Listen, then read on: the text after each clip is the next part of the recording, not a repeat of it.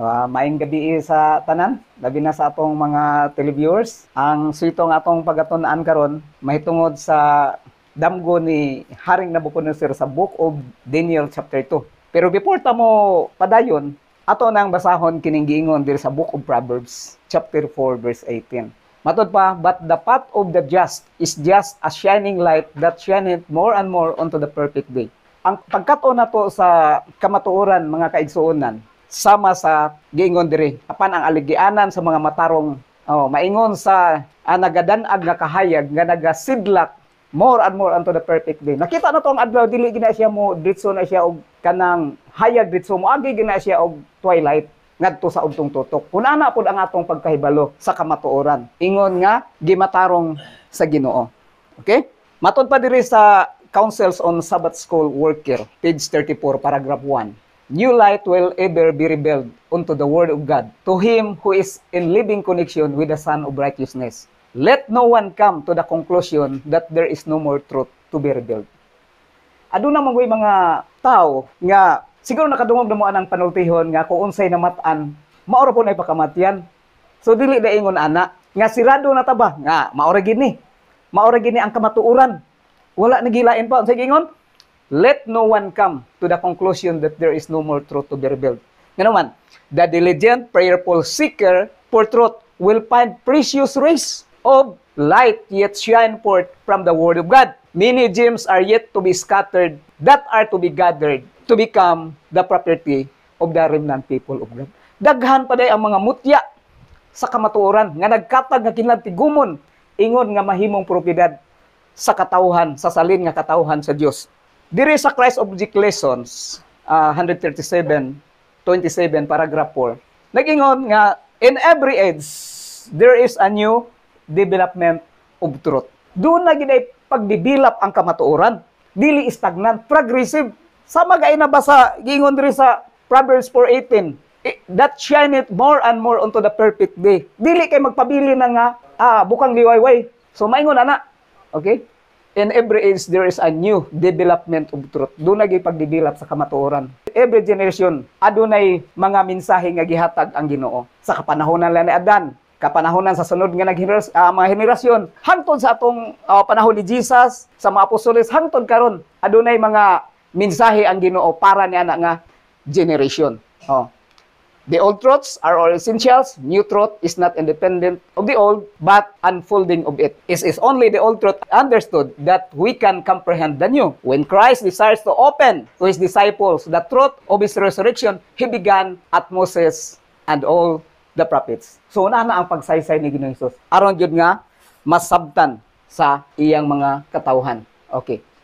So, matod pa diri, sa Counsels to Writers and Editors, page 37, paragraph 1. We have many lessons to learn. Daghan pa gid ta mga kaigsuonan nga angay nato nga katunan. And many to unlearn.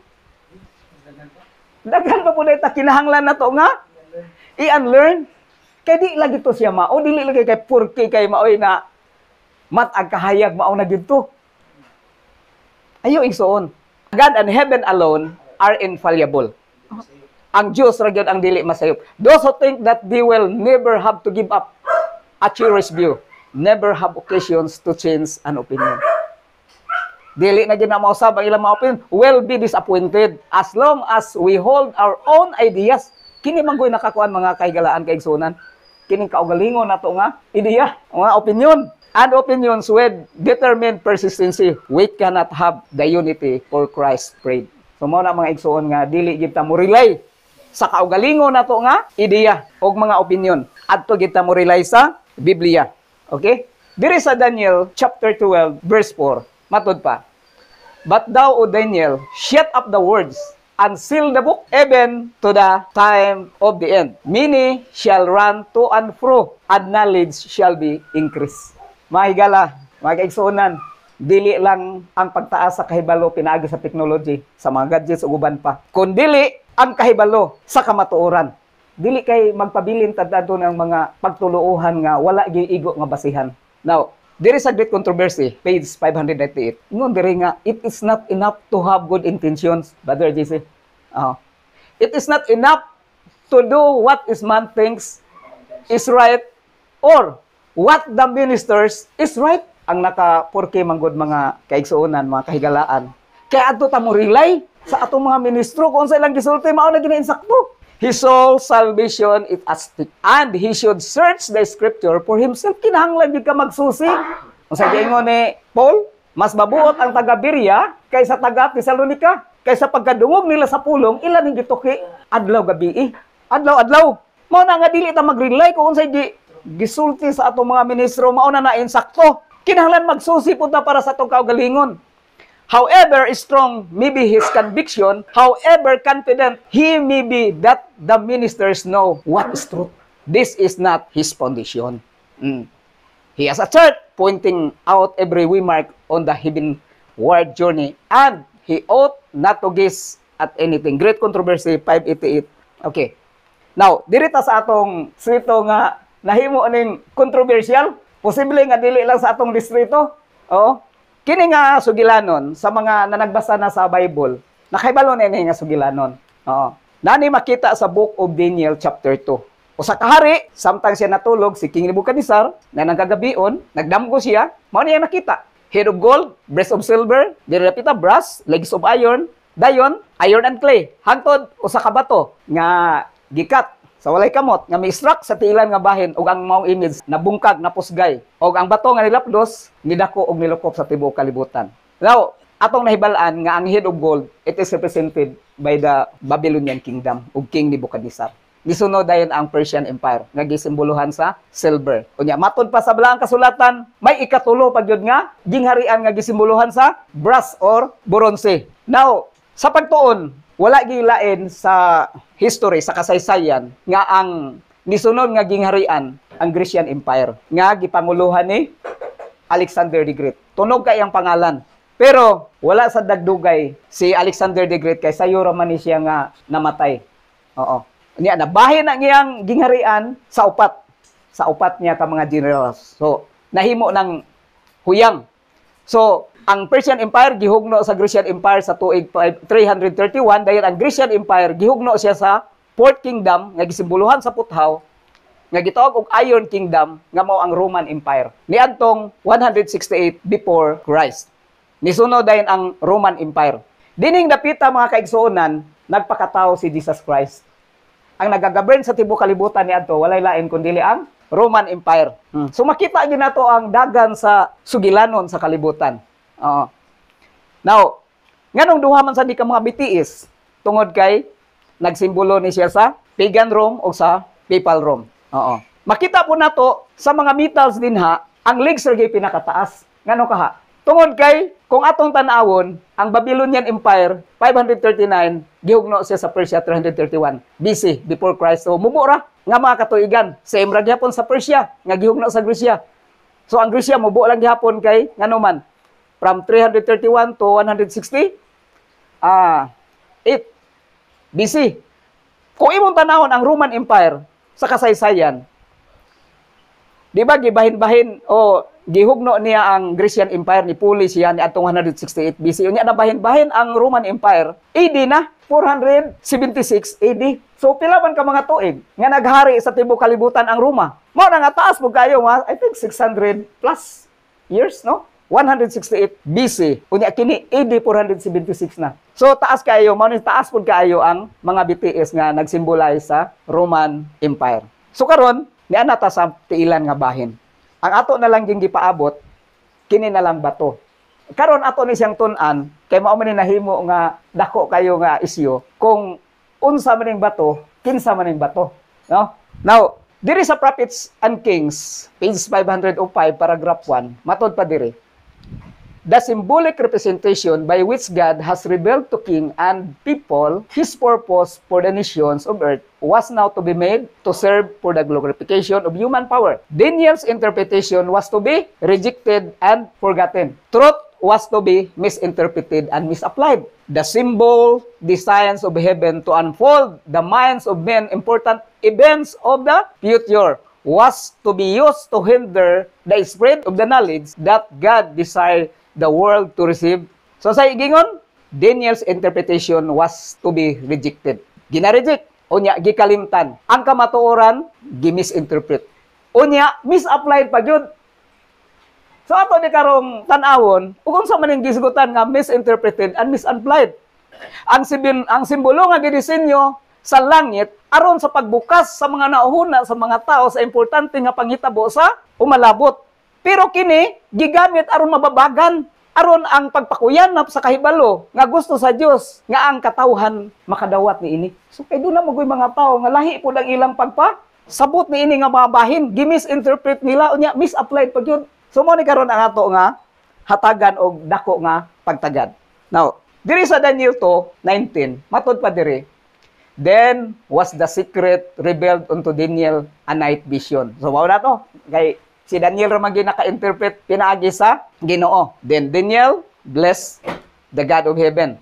27, Daniel answered to the presence of the king and said, the secret things which the king hath demanded cannot the wise men, astrologers, the magicians, and soothsayers shew unto the king. Asa ra i-reveal ang mga tinago dili sa mga wise men, dili din nagpasabot nga kinira yung mga wise men kini mga bright nga mga tao magialamon sira lagi ang nakabalos ka matuoran. Kita ako nga wala ka eskwela theology unsa paron din ha, dili patingugon, dili patuhan kay sayo. Pero sa gingon, the secret things which the king hath demanded cannot the wise men. Astrologers, gibuguan kani mga astrologers. Nga bright na sila. Oh. So, gingon dire sa Deuteronomy 29:29, the secret things belongs unto the Lord our God, but those things which are rebelled belongs unto us, unto our children forever, that we may do all the words of this law. Asa niya i-rebel ang secret things? According to the book of Amos, surely the Lord will do nothing, but He revealed His secret unto His servants, the prophets. Adto din niya dayag. Oh. Mao na nga bless kayo.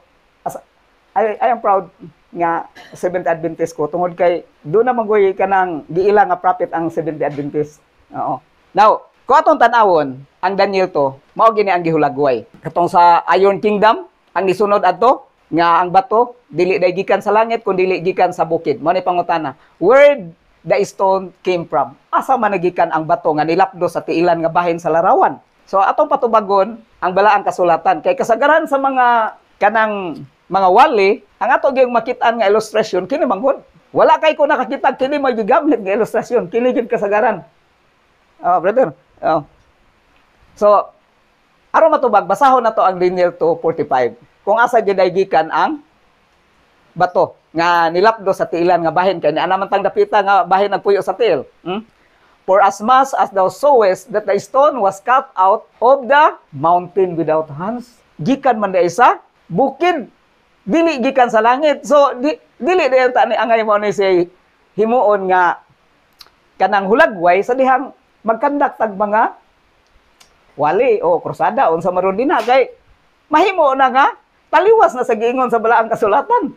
Oh, said the stone was cut out of the mountain without hands and break in pieces the iron, the brass, and the clay, and the silver, and the gold. The great image God hath made known to the king shall come to pass hereafter. And the dream is certain, and the interpretation thereof is sure. Sure kaayo. Mahimo lang nga dili masigurado kung ang nagwali, lahi pod ang iyang ilustrasyon. Mahimo magkabangi na. Kay yung gikan sa langit, ang ginos Biblia, gikan man sa bukid. Kisa may atong tuhuan, ang Biblia o ang nagwali. So, dito na. So, the stone is not from heaven, but gikan gid sa bukid. So, mo ni dili dili gikan sa langit. So, kay mo tanaw ng ilustrasyon, di ba gikan sa langit? So, kini mo atong himuon dapat nga ilustrasyon. Kay mo may giingon, mo may mabasa. Para sa gud anang maingon nga mag-ingka nga mao ni karabaw. Unya imong kuano dito baka. Dili ba oh.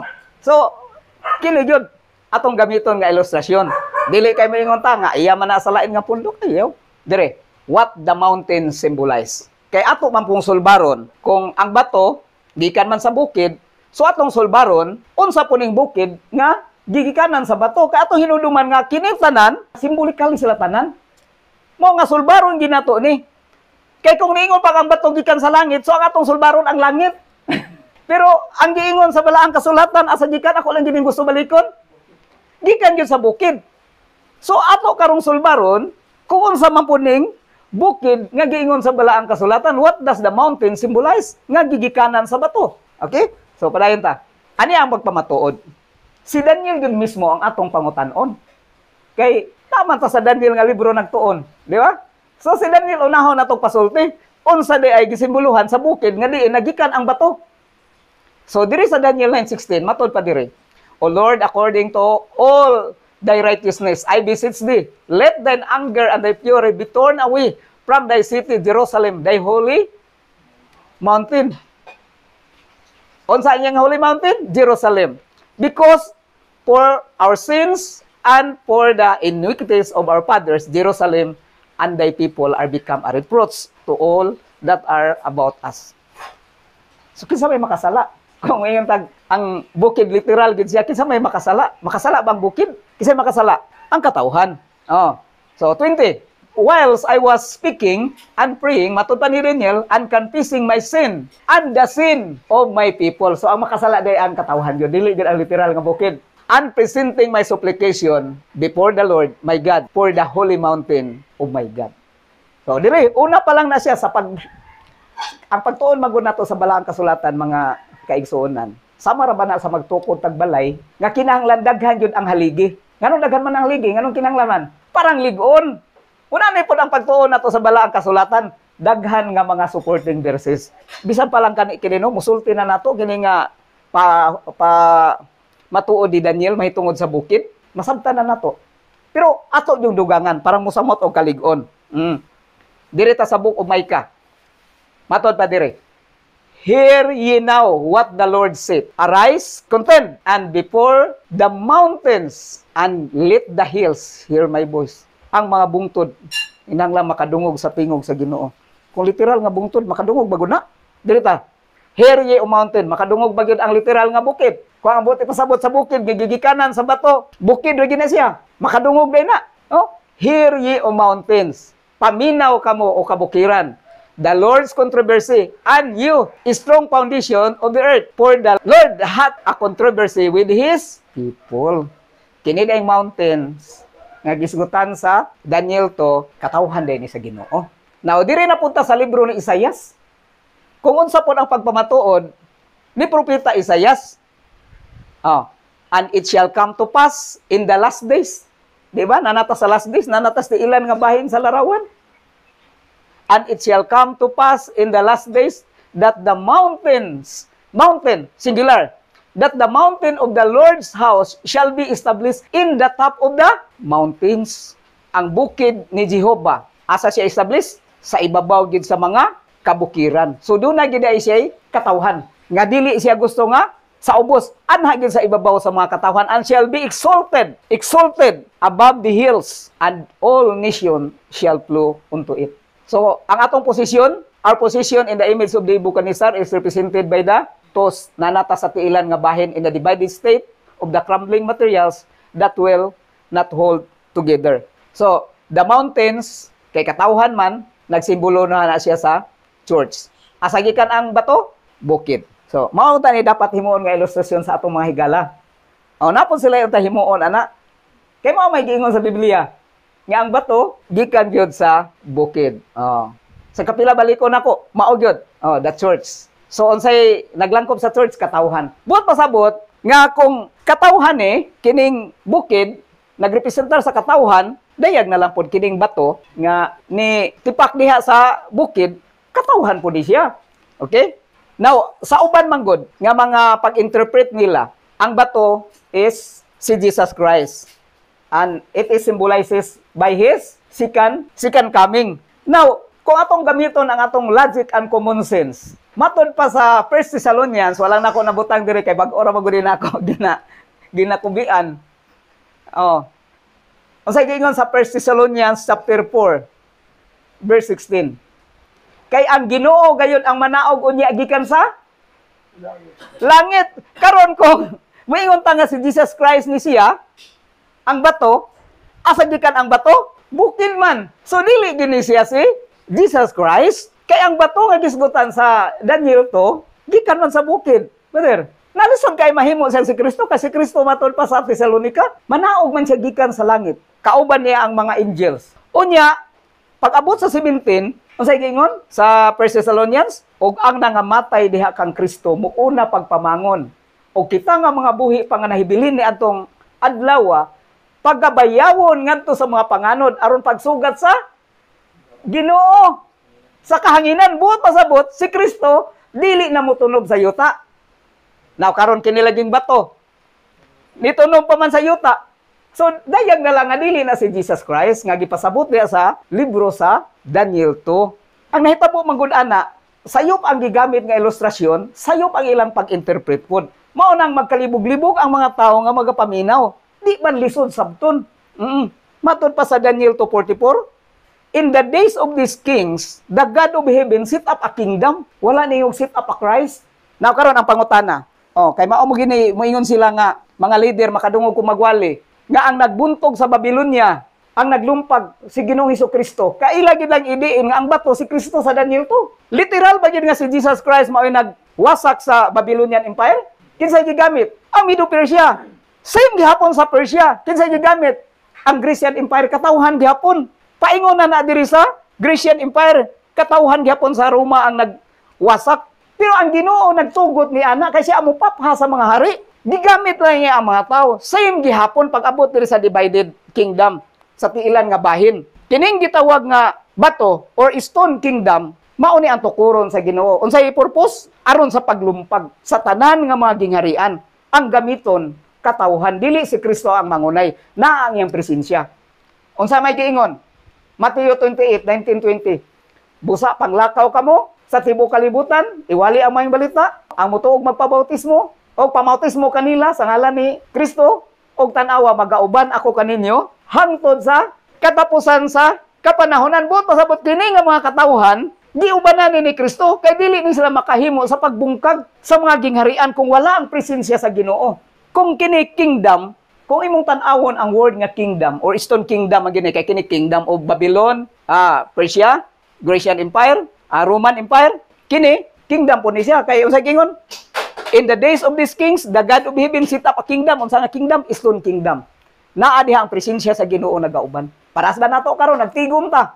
Unsa may gingon ni Jesus? If there were 2 or 3 gathered together in my name, anaa siya sa atong taliwala. Literal ba gyud nga naa siya?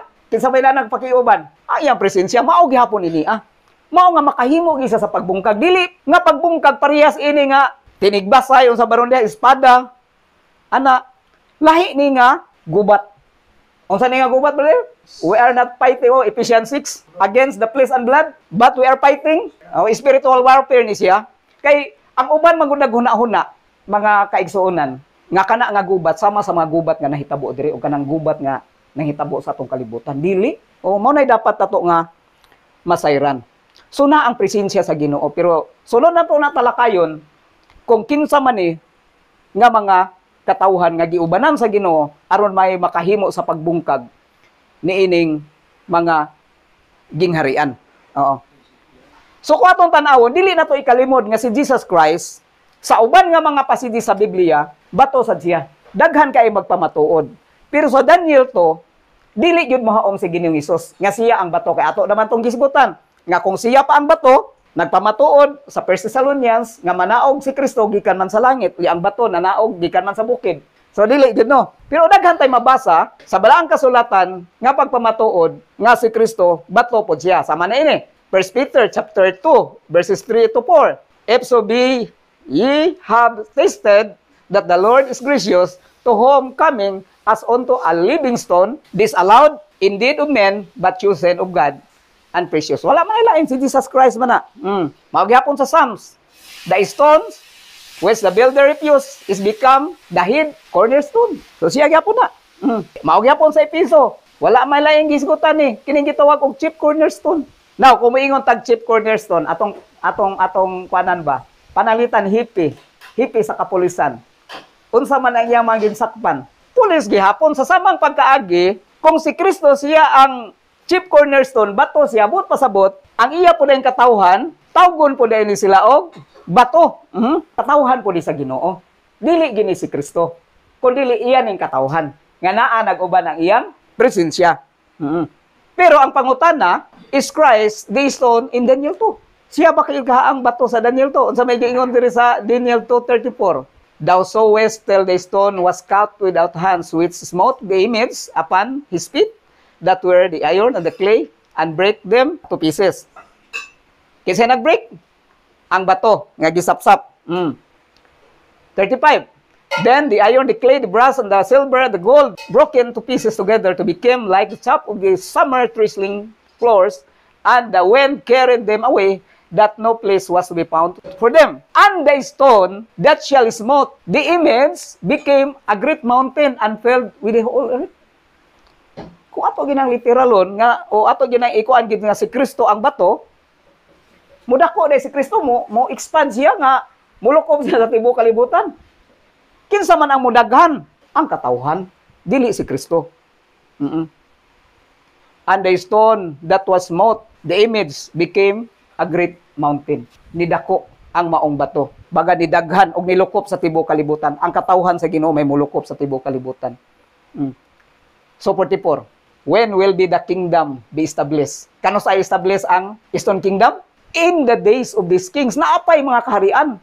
In the days of this king shall the God of heaven set up a kingdom.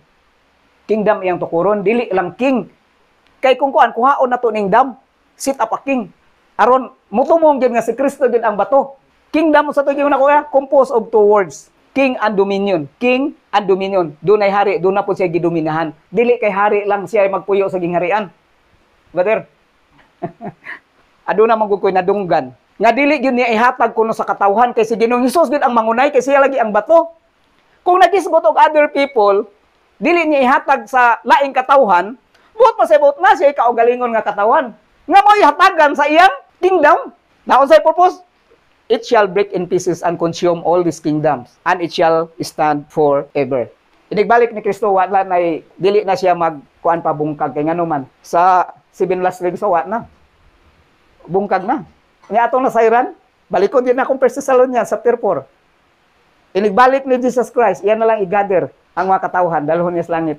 So, what does a stone symbolize? 1 Peter, ye also, as lively stones, are built up spiritual house. Kinsam nang ye? Si Jesus na, katawhan. Kamu usab ingon nga mga buhi nga bato. Buot pasabot, kung magisgot ay tagbato sa balaang kasulatan, mga kaigsuonan, mga kaigalaan, dili lang si Kristo ang bato. Ang katawhan day pod tawgon og, so kung siya ang chief cornerstone, ang iyang man ginsakpan, batosan.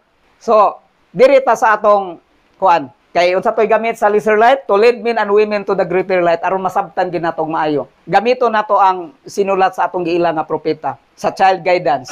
We are now in God's workshop. Many of us are rough stones from the quarry. Unsa kadaghanan nato? Gansang-gansangon nga mga bato. Kita dai ni lagi. Bato na ita nga gikwari. But as the truth of God is brought to bear upon us, naon sa man ta? Every imperfection is removed. Nga tanggal ang imperfection. And we are to prepare to shine as a lively stones in the heavenly temple. Nindot kay nga natay mga pagpamatuod po sa atong propetisa ba. Nga aron mas malaluman pag ginato pagsabot kung kinsa da ining bato nga gisgutan sa Daniel to. Buot pasabot katawhan ni. Many of us are rough stones. And we are to prepare to shine as a lively stone. The trials of life are God's workmen. Para asa ang trials? To remove the impurities and the roughness of our character. Yan nga itong mga gansang-gansangon nga kiniyang mauday ni siya mga pamaagi sa Ginoo ang mga pagsulay aron ma-remove ang impurities o kining roughness. This hewing, kining hewing pag-atsa no? Pagsapsap. Their hewing is squaring and chiseling, pagtigib, their burnishing and polishing is a painful process. Dili na iuhayahay nga proseso. It is hard to be pressed down to the grinding wheel, but that stone is brought to prepare to fill its place in the heavenly temple. Upon no useless materials does the master bestow such careful, thorough work. Only his precious stones, iyang mga katawhan lamang, are polished after the similitude of the palace sa Tops of Mount Blessing. A temple of living stone. Unsa ang templo sa buhi nga bato? Iyang simbahan. The earth, or starts on earth, is to assume divine proportion before the world as a temple built of living stone, his church. Daghan kayo. Not all the stones are of the same form or shape. Some are large, some are small, but it has its own place to fill. Christ, the true foundation. Siya ang true foundation, si Kristo, a living stone. His life is imparted to all that are built upon Him. You also, as a living stone. Ang iya pong katawhan, usab, mga buhi nga bato, are built up a spiritual house. Its several buildings fitly framed together, grow it into holy temple in the Lord. Ano siya? The stones became one with the foundation nga mao si Jesus Christ. For a common life dwells in all. So may iusa ta kag Kristo. Ingon man usab nga mga bato. So, karon ako ning basahon. In the interpretation of the dream, he had been plainly instructed regarding the establishment of God's everlasting kingdom. Kano sa? In the last days of these kings, Daniel 2:44, ato na ning gibasa. Daniel had declared, shall the God of heaven set up a kingdom. Ako gini sang gituyo og highlight. Kay aron masabtan gyud nato nga ang yang i-set up day kaharian. Dili lamang king, kundi kingdom, which shall never be destroyed, and the kingdom shall not be left to other people. So, ang iyang purpose, to break in pieces and consume all these kingdoms. Now, dire, matinawa na kita kayo sa sunod nga slide kung kinsa man unsay girepresentahan sa bato. Okay? Mabasa nato ni sa Prophet and Kings nga libro, diya sa 5:495. God gave the dream and its interpretation to Nebuchadnezzar, not alone that the Babylonian king might know, but that every king who followed him might know that the earthly kingdoms are all temporal at best and must pass away. Mulabay lang. And that the only eternal kingdom, ang bugtong gingharian lamang, which shall never pass away, is the kingdom of Christ represented by the stone. Unsay gipresentahan sa bato? Kingdom of Christ. Tinaw naman ni kaayo. Nganong atong mga kaigsuonan, mga kahigalaan, nga parehas na to, dili man gid sila mudawat, nga ang girepresentahan sa bato, mao ang kingdom day of Christ, not Christ, which became a great mountain and filled with the whole earth. So, tinaw kayo, klaro kayo, nga ang girepresentahan day sa bato, mao ang gingharian ni Kristo. Dili si Kristo. Parehas gud ini akong sinina. Moingon day ko nga ako ning sinina, ako ning sinina. Sa samang pagkaagi, kini nga gingharian ni Kristo ang girepresentahan sa bato. The only eternal kingdom which shall never pass away is the kingdom of Christ represented by the stone. So klaro kayo, di na ta maglibog, gipasabot na to, gipatinaw na nato. So unsa may giingon dire? 2 Chronicles 20:20. Believe in the Lord thy God, so ye shall be established. And believe his prophets, so shall ye prosper. Tuhoy ang Ginoo nga inyong Dios, aron kamo nga mamalig-on, og tuhoy ang iyang mga propeta, aron kamo manag-uswag. So kung nituo ta sa giingon sa atong propeta nga ang bato di ay dili si Kristo kundi iya nga gingharian. Gawas na lang og dili ta motuo sa atong giila nga propeta. Pero nituo ta sa atong giila nga propeta kay siya makakita sa nangagi, makakita sa umalabot, makakita siya sa tibuok kamatuoran. So tinaw kayo mga kahigalaan kay igsuonan ang atong gitun-an karon. Kay mao man ni ang gikalibgan yung maayo kung kinsa gining bato sa Daniel to. No? So kinahanglan mao ni atong buhaton, investigation of doctrine. Pag-imbestiga sa doktrina, there is no excuse for anyone in taking that position that there is no more truth to be revealed. Nga mo ingin kita ba, kay mao man to gyud akong nakatunan, bisan ako sa una, maghatag kog pagtuon ngadto sa uban, moingon gyud ko nga ang bato si Kristo gito. Pero dili gidi ay naa pa gidi ipadayag ang Ginoo nato nga kamatuoran. Mao nang dili ta sirado. Ngamayon ta nga wala nagilain pa nga kamatuoran. Mao na gito. Maoy akong namatan, di ako ra gito to No true doctrine will lose anything by close investigation. So mao ang kinahanglan nga daghan gyud tag mga leksyon nga atong katunon og daghan po ta nga angay nato nga i-unlearn.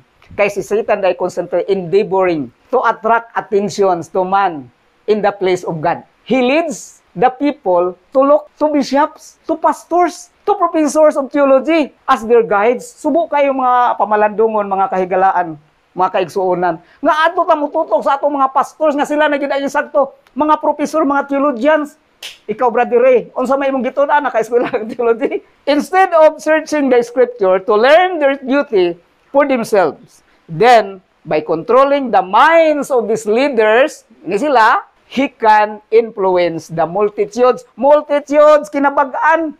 Dili lang kay isa, duha ang iyang makontrol according to his will. Mao na nga kinahanglan mga kaigsuonan. Doon na gitay pagsusi sa kasulatan. Dili na to isalig ang atong kaluwasan ngadto nila. Magtuon gid po tag-atoa. Pero ang ilang gisulti nato, nitukma gid sa balaang kasulatan. Ngano di man nato sila sundon. Pero wala.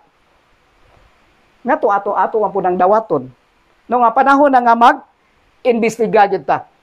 Mag-imbestiga gid ta sa doktrina. So, asa dayon nagikan ang pagtuluohan nga ang bato sa Daniel to si Kristo. Mabasa na to ni karon dire sa Four Kingdoms of Daniel in Hippolytus' commentary on Daniel to. Sa libro ni Hippolytus.